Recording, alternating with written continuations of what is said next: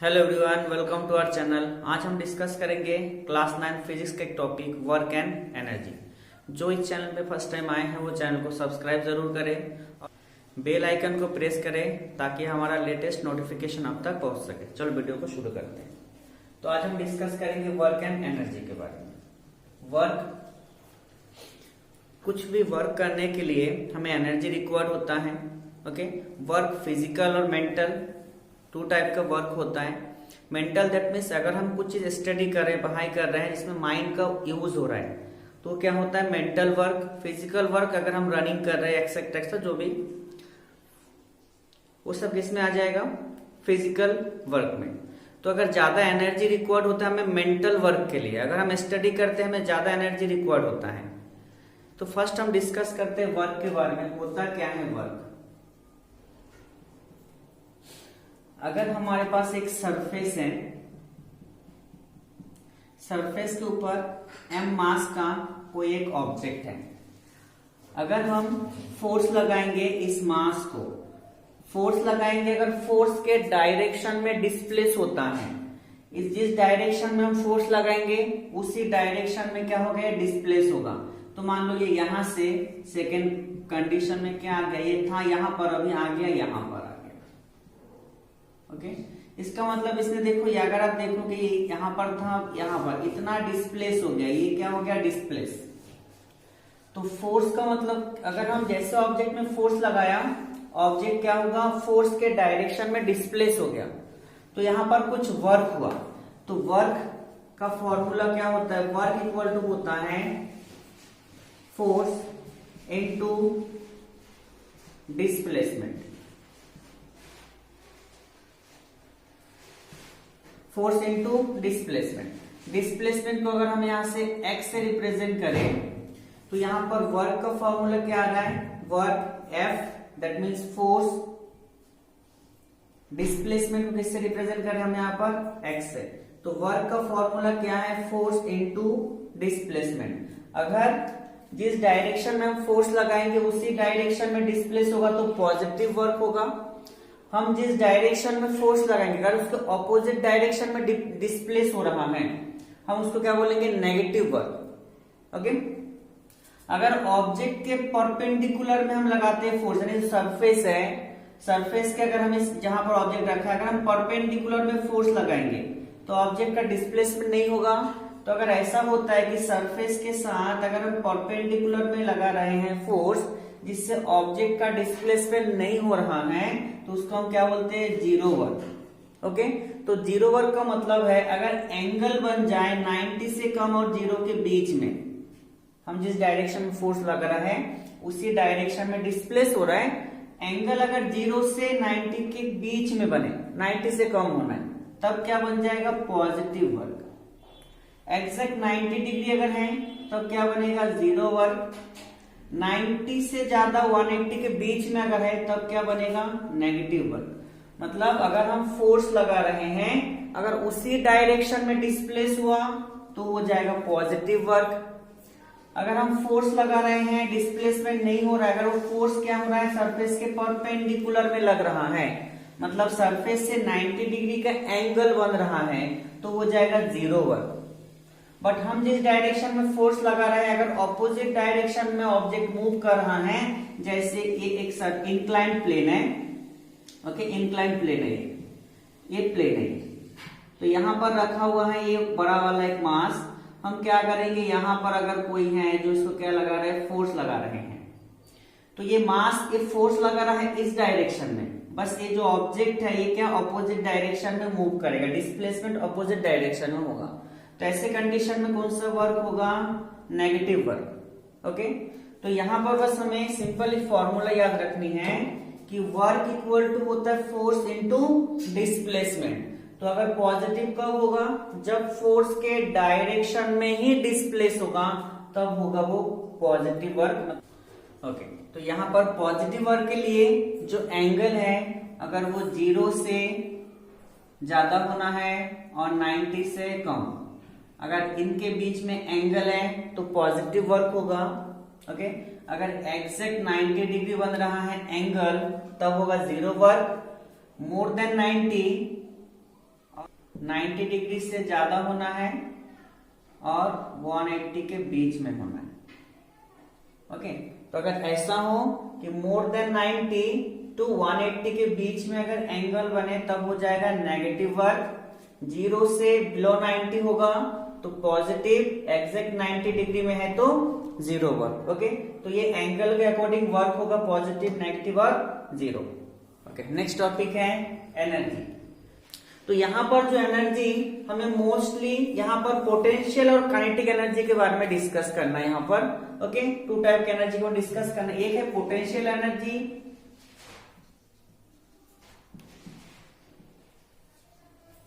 दूसरा है kinetic energy.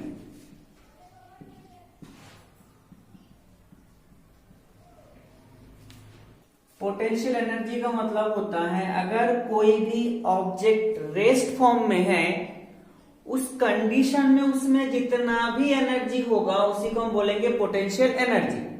Okay, तो आपको पहले ये बता दो कि एनर्जी जो होगा, एनर्जी पोटेंशियल होने के लिए उसमें कुछ वर्क करना पड़ेगा। जैसे यहां पर एक पेन है, इस पेन को मैंने इस हाइट से अर्थ के सरफेस से मान लो मैंने इतना हाइट तक उठा दिया।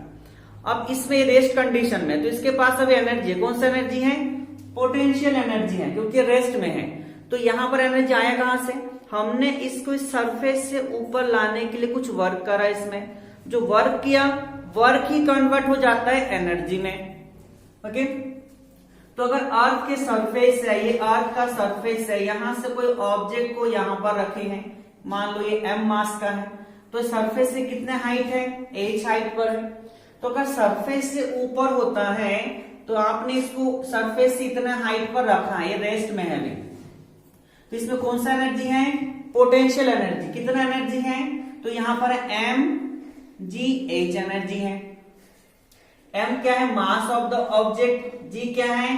ग्रेविटेशनल एक्सेलरेशन जो फिक्स है, मीटर पर सेकेंड स्क्वायर, ये फिक्स है। h क्या है? हाइट है। तो हम इससे निकाल सकते हैं कि इसमें कितना एनर्जी है।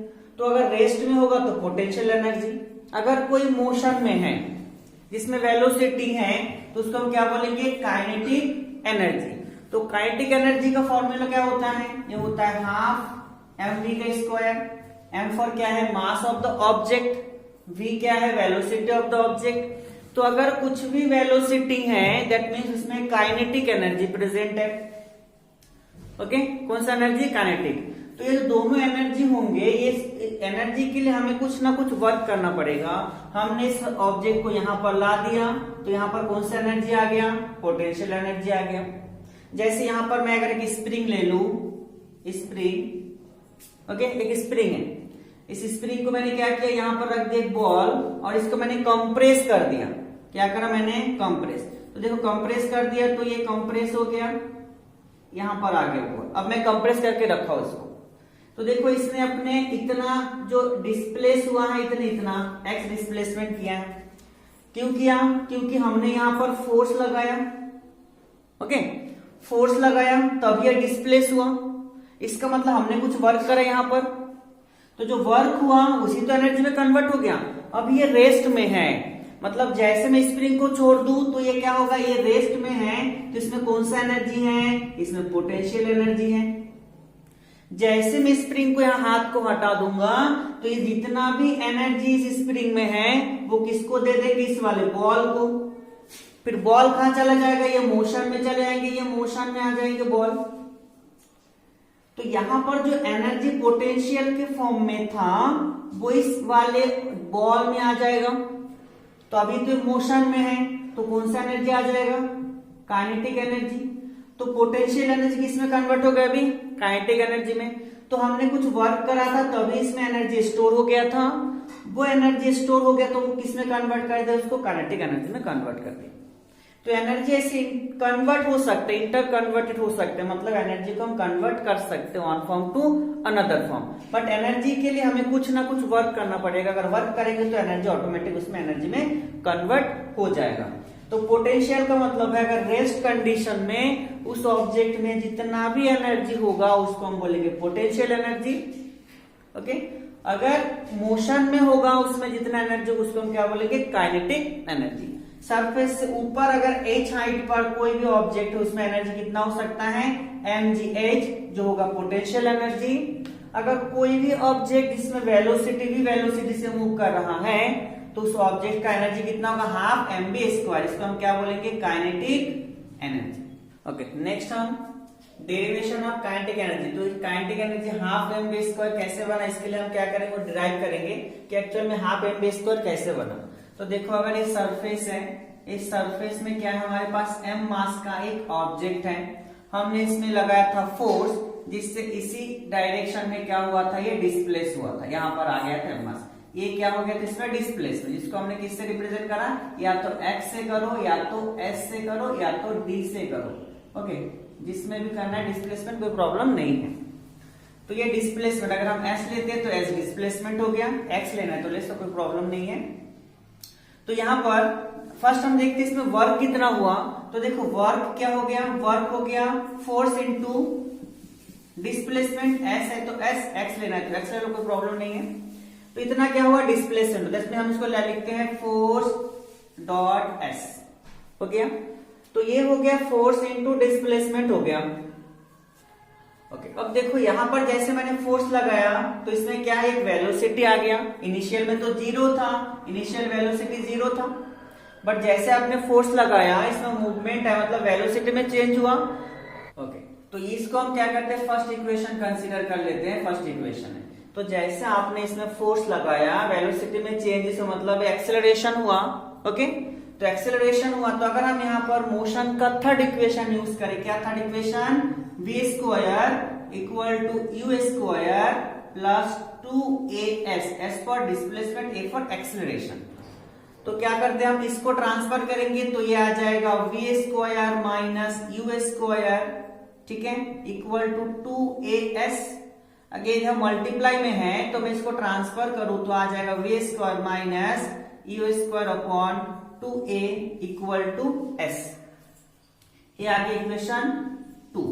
तो जो s का वैल्यू हमें यहाँ कहां रख सकते हैं, हम यहां पर पुट कर सकते हैं फ्रॉम इक्वेशन 1 एंड 2। 1 एंड 2 से क्या आ जाएगा, ये work done equal to f into क्या है, s के जगह पर ये v² माइनस u² अपॉन 2। उसके बाद we know that f equal to ma, कहां से हमें, ये न्यूटन का सेकेंड लॉ है। अगर हम फोर्स लगाएंगे तो मास इनटू एक्सेलरेशन, क्योंकि मोशन में आएगा तो उसमें कुछ ना कुछ एक्सेलरेशन होगा, तो ये एक्सेलरेशन है। ओके, तो यहाँ फोर्स लगाए तो क्या हुआ, ये डिस्प्लेस हो गया। तो फोर्स क्या होता है, मास इनटू एक्सेलरेशन होता है। इसको हम इक्वेशन ले लेते हैं 4। तो इक्वेशन अगर हम 3 और 4 को क्या करें, f का वैल्यू को अगर हम कहा पुट कर दे इक्वेशन 3 में। ओके, तो यहाँ लिख सकते हैं putting the value of x on putting the value of f on equation 3, तो ये क्या होगा, w इक्वल टू f के जगह पर क्या आ गया, ma into v² minus u² upon 2a। अच्छा देखो इनिशियल में वेलोसिटी क्या था, इनिशियल में वेलोसिटी u का वैल्यू 0 था। कभी भी अगर रेस्ट में होगा तो इनिशियल वेलोसिटी 0 हो जाएगा। तो अगर u का स्क्वायर 0 कर देंगे तो ये 0 गायब हो गया, a से a कैंसिल हो गया। तो ये w इक्वल टू क्या आ गया, अगर हम 1/2 को सामने कर दे, 1/2 क्या बचा है, m और v का स्क्वायर। तो जो भी हमने वर्क करेंगे वही वर्क किसमें कन्वर्ट होगा, एनर्जी में। That means work equal to किसमें कन्वर्ट होगा, काइनेटिक एनर्जी में। तो वर्क को रिप्लेस किससे कर सकते हैं हम, काइनेटिक एनर्जी से। तो काइनेटिक एनर्जी क्या, हाफ mv का स्क्वायर। मतलब हम अगर किसी भी ऑब्जेक्ट में वर्क करेंगे वही वर्क कन्वर्ट हो जाता है एनर्जी में। तो यहाँ पर क्या है, मोशन में आया था, मोशन में है करके इसमें आ गया काइनेटिक एनर्जी। जब वो रेस्ट हो जाएगा तो कौन सा एनर्जी आ जाएगा, पोटेंशियल एनर्जी। ओके, तो ये है काइनेटिक एनर्जी के इक्वेशन को हमें ऐसे डिराइव करना है। ओके, नेक्स्ट टॉपिक है law of the conservation of mechanical energy. तो मैकेनिकल एनर्जी हमेशा क्या रहते हैं, कंजर्व रहते हैं। तो मान लो ये अर्थ है, अर्थ के सरफेस से यहाँ पर h हाइट पर एक ऑब्जेक्ट है जिसका मास m है। तो इस मास को अगर मैं यहां से रिलीज कर दूं तो ये हर एक पॉइंट, मान लो यहां से यहां आएगा, फिर यहां से यहां आएगा, पर ओके हर एक पॉइंट में क्या रहेगा, potential energy plus kinetic energy क्या रहेगा, हमेशा कांस्टेंट। मतलब हर एक पॉइंट में क्या रहेगा, फिक्स रहेगा। चलो हम इसको डिराइव करते हैं। मतलब अगर किसी भी पॉइंट में पोटेंशियल एनर्जी और काइनेटिक एनर्जी का सम करेंगे, हमेशा क्या आएगा, सेम आएगा। ओके, जैसे देखो यहां पर इस वाले यहां पर कितना h हाइट है, तो यहां पर potential energy plus kinetic energy देखेंगे हम कितना आता है।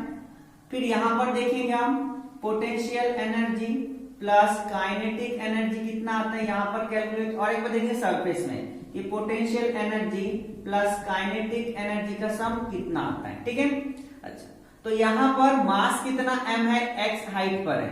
ओके, तो यहां पर देखो वेलोसिटी नहीं है, तो चलो यहां से यहां आएगा। चलो यहां से यहां पर जब ये शिफ्ट होगा ये ऑब्जेक्ट, तो मान लो यहां पर x डिस्टेंस में आ गया, तो x डिस्टेंस इसने यहां पर डिस्प्लेस हुआ, तब इसमें देखें कितना एनर्जी, हाइट कितना बचा हुआ है, यहां ये बचा हुआ है h माइनस एक्स। तो 3 पॉइंट हम लेते हैं। फर्स्ट वाला पॉइंट चलो हम इसको a कंसीडर करते हैं, a। चलो ये a पॉइंट है, ये b पॉइंट है और ये c पॉइंट है। 3 पॉइंट है, तीनों में कितना कितना एनर्जी होगा। तो फर्स्ट देखेंगे at point a,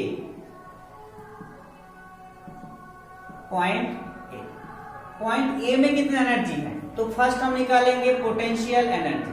potential energy क्या है, यहाँ पर कितना हाइट पर है, h हाइट पर, तो ये होता है mgh, ये आ गया पोटेंशियल एनर्जी। ठीक है, काइनेटिक एनर्जी ओके, अब देख लेते हैं काइनेटिक एनर्जी। काइनेटिक एनर्जी, तो काइनेटिक एनर्जी क्या होगा, यहां पर देखो रेस्ट में है, रेस्ट में है तो वेलोसिटी क्या है, 0। तो वेलोसिटी 0 है तो हाफ mv के स्क्वायर, तो वेलोसिटी 0, इसका मतलब पूरा क्या आ गया, 0। अच्छा टोटल एनर्जी देखो, यहां पर क्या है, total energy, total energy, total kinetic energy. Kinetic energy कितना आ रहा है, तो क्या होगा, potential energy plus kinetic energy. Potential energy mgh है, काइनेटिक एनर्जी 0 है, तो कितना आया mgh। तो ये कहां पर आ गया, ए पॉइंट में, कहां पर आया, ए में आ गया, इतना एनर्जी ए पर है। ओके, mgh है। अब देखेंगे बी में कितना एनर्जी है, तो एट पॉइंट बी में कितना एनर्जी है, फर्स्ट हम निकालेंगे पोटेंशियल एनर्जी। कौन सा एनर्जी, पोटेंशियल एनर्जी। तो पोटेंशियल एनर्जी कितना है, ये होगा mgh होता है। तो हाइट कितना बचा इसके पास, x माइनस h बचा है, तो h के जगह पर क्या लिखेंगे, h माइनस x, क्योंकि इतना हाइट ही बचा है, x में से इतना तो नीचे आ गया है, तो ये h में से x को माइनस करे तो ये आ गया पोटेंशियल एनर्जी। अच्छा अब है काइनेटिक एनर्जी। तो काइनेटिक एनर्जी देखो, यहां पर था ये इनिशियल वेलोसिटी इसका था 0, यहां पर आया वेलोसिटी कुछ बना v है, तो यहां पर इसका मतलब यहां पर पहले हमें v का वैल्यू निकाल लेना होगा। तो कौन सी इक्वेशन से निकालेंगे, इक्वेशन निकालना है हमें, जो मोशन का थर्ड इक्वेशन है। कौन सी इक्वेशन, थर्ड इक्वेशन क्या होता है, v square equal to u square plus 2as। S का मतलब क्या होता है, डिस्प्लेसमेंट। ए का मतलब क्या, एक्सेलरेशन। तो आपको पता है जब ग्रेविटी का एक्सेलरेशन होता है तो ए के जगह पर हमें क्या लेना होता है, जी लेना होता है। ओके, तो देखो ये v स्क्वायर इक्वल टू क्या आ गया, u, इनिशियल में वेलोसिटी 0 था तो 0 हो गया, प्लस 2 का 2, जी के जगह क्या, ए के जगह पर क्या लिखोगे, g, s मतलब क्या है, डिस्प्लेसमेंट, तो क्या आ गया x। तो वी स्क्वायर का वैल्यू कितना आ गया, 2gx। ये वी स्क्वायर की जगह हम इस वैल्यू को लिख सकते हैं। ठीक है, अच्छा ओके। अब देखो आगे काइनेटिक एनर्जी निकालो भी, काइनेटिक एनर्जी कितना होगा, हाफ mv का स्क्वायर। v के जगह पर क्या लिखोगे, इस वाला वैल्यू को लिख दो, तो v के जगह पर आप क्या लिख दो, इनटू हो गया ये 2gx, तो 2 से 2 कैंसिल हो गया, तो काइनेटिक एनर्जी क्या हो गया, mgx आ गया। ओके, अब टोटल एनर्जी निकालना है। यहाँ पर टोटल क्या निकालो, यहाँ पर टोटल एनर्जी कितना है, तो टोटल एनर्जी मतलब ये एनर्जी टोटल लिख दो यहाँ पर, ई टोटल, ये हो गया potential energy plus kinetic energy. Potential कितना आया था, दोनों से मल्टीप्लाई करोगे तो mg हो जाएगा mgh माइनस mgx। अगर इसको आप इसके साथ भी मल्टीप्लाई करोगे और इसके साथ भी, काइनेटिक एनर्जी कितना आया, काइनेटिक एनर्जी आ गया प्लस में है mgx, तो ये प्लस वाला माइनस वाला कैंसिल हो गया, क्या बचा, mgh बचा। तो देखो फर्स्ट वैल्यू में कितना आया था, फर्स्ट में जो आया था mgh था, सेकेंड में भी क्या आ गया, mgh, दोनों में सेम आया। अब हम देखेंगे कि लास्ट वाले C में कितना एनर्जी है, तो एट पॉइंट C में हम कहा देखेंगे अभी, at point C, at point C, तो C में कितना एनर्जी है, तो पहले हम देखते हैं पोटेंशियल एनर्जी, कौन सा एनर्जी, पोटेंशियल। तो पोटेंशियल एनर्जी क्या होता है, mgh, तो जब सरफेस में आ गया हाइट क्या हो गया, 0, तो ये 0 हो गया, दैट मीन्स 0, पोटेंशियल एनर्जी कुछ नहीं है। तो यहां पर देखो वेलोसिटी यहां से यहां तक आया, मतलब मोशन में है तो उसका वेलोसिटी है, तो फिर से हम यूज करेंगे third law, a square u square plus 2as। a के जगह पर क्या लिखेंगे, g, s के जगह पर यहां से यहां चला है ना, टोटल कितना डिस्प्लेस हो गया, h, तो आ गया h। इनिशियल वेलोसिटी 0, तो ये हो गया 0, दैट मीन्स ये v स्क्वायर का वैल्यू कितना आ गया, only v square equal to 2gh है, 2gh है। चलो ये इक्वेशन आ गया। अब देखो काइनेटिक एनर्जी का फॉर्मूला क्या होता है, kinetic energy equal to half m v के स्क्वायर, v के जगह पर लिखो 2gh, 2 से 2 कैंसिल हो गया, क्या बचा, mgh। अब दोनों को प्लस कर दो, तो एनर्जी अगर हमें निकालना है टोटल, तो पोटेंशियल एनर्जी कितना था, पोटेंशियल एनर्जी 0, काइनेटिक एनर्जी कितना है, mgh, दैट मीन्स कितना आ गया, mgh। तो देखो यहां पर भी कितना एनर्जी है, mgh है। तो हर एक पॉइंट पर पोटेंशियल और काइनेटिक एनर्जी का जो सम होता है, हर एक पॉइंट पर क्या होता है, सेम होता है। इसी को हम बोलते हैं एनर्जी कंजर्वेशन लॉ, यानी क्या होगा, law of the conservation of mechanical energy. तो अगर हर एक पॉइंट पे पोटेंशियल एनर्जी और काइनेटिक एनर्जी का जो सम होगा, हर एक पॉइंट पर सेम होगा, इक्वल होगा। तो आपको याद रखना है, जब पोटेंशियल एनर्जी मैक्सिमम होगा तब काइनेटिक एनर्जी क्या होगा, मिनिमम। नेक्स्ट टॉपिक है पावर। पावर का मतलब क्या होता है, वर्क करने की एबिलिटी। अगर वर्क बहुत ज्यादा होगा, उसमें टाइम कम लग रहा है, मतलब पावर ज्यादा है। ओके, पावर का मतलब वर्क करने की एबिलिटी कितना है। अगर पावर ज्यादा होगा, इसका मतलब आपको वर्क बहुत ज्यादा करना होगा और उसमें टाइम कम लगना चाहिए। तो पावर का जो फॉर्मूला आता है P equal to W upon T। Power को P से रिप्रेजेंट करते हैं, W for work, T for time. यानी आपका वर्क बहुत ज्यादा होना चाहिए, टाइम कम लगना चाहिए, उससे आप क्या निकाल सकते हो, पावर निकाल सकते हो। ये एक फॉर्मूला है। दूसरा फॉर्मूला और एक आ जाएगा, अगर P इक्वल टू क्या होता है, WT। वर्क का फॉर्मूला इक्वल टू क्या है, ये है force into displacement. Force in displacement अगर हम लिखे यहाँ पर W के जगह force into displacement upon T। Okay, तो देखो ये क्या है, यहां पर ये दिख रहा है, S फॉर क्या है, डिस्प्लेसमेंट, T फॉर टाइम। तो डिस्प्लेसमेंट अपॉन टाइम क्या होता है, displacement upon time equal to क्या होता है, velocity. That means power equal to क्या आ गया, फोर्स इनटू वेलोसिटी। तो ये भी एक इक्वेशन है जिससे हम पावर निकाल सकते हैं। फोर्स इनटू वेलोसिटी से भी पावर निकाल सकते हैं और वर्क डन बाय टाइम से भी निकाल सकते हैं। तो दो इसका फॉर्मूला है कि इससे भी हम निकाल सकते हैं। ओके, तो पावर की यूनिट होता है वो क्या होता है, वॉट।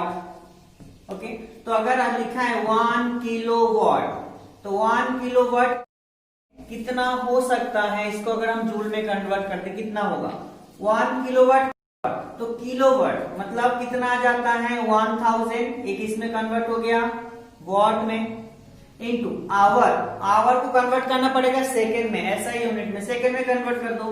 तो 1 आवर में कितने मिनट होता है 60, और 1 मिनट में कितने सेकेंड होता है 60। अब इन सबको मल्टीप्लाई कर दो, 1 2 3 4 5 जीरो है, तो 10 का पावर क्या लगा दिया मैंने 5, क्या बचा 6 और 6 36, तो ये आ गया 36, तो ये हो गया इतना जूल में कन्वर्ट हो गया।